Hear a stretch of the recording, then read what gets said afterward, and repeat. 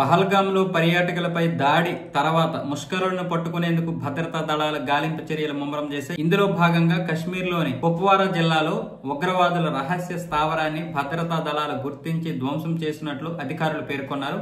ఈ క్రమంలోనే వారి స్థావరాల నుంచి భారీగా ఆయుధాలు, మందుగుండు సామాగ్రిని స్వాధీనం చేసుకున్నట్లు వెల్లడించారు. ఉగ్ర స్థావరాలు ఉన్నాయని నిర్దిష్ట నిఘా వర్గాల సమాచారం మేరకు ఉత్తర కాశ్మీర్ జిల్లాలోని సిడోరి నాలా అటవీ ప్రాంతంలో భద్రతా దళాలు సోదాలు నిర్వహించాయని అటవీ అధికారులు తెలిపారు.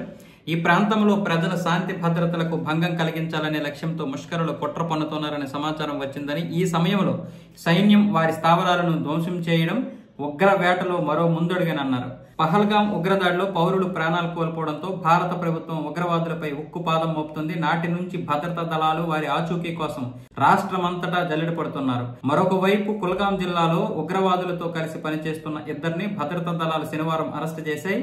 కైమోహ్ ప్రాంతంలోని వీరిని అదుపులోకి తీసుకున్నట్లు తెలిపాయి. అయితే వారి పేర్లు, ఇతర వివరాలను భద్రతా సిబ్బంది అయితే వెల్లడించలేదు. అలాగే ఈ ఉగ్రవాదులకు సంబంధించినటువంటి కుటుంబ సభ్యులు కూడా అదుపులోకి తీసుకున్నారు. వాళ్ళను కూడా విచారిస్తున్నారు. మరికొంతమంది ఆ బంధువుల్ని కూడా విచారిస్తున్నారు. ఇంకా వీరికి ఎవరెవరు సహాయం చేశారో వాళ్ళందరినీ కూడా అదుపులోకి తీసుకుని విచారిస్తున్నారు. కాకపోతే ఈసారి కొంచెం గట్టిగా విచారిస్తున్నారు. గట్టిగా అంటే గట్టిగా.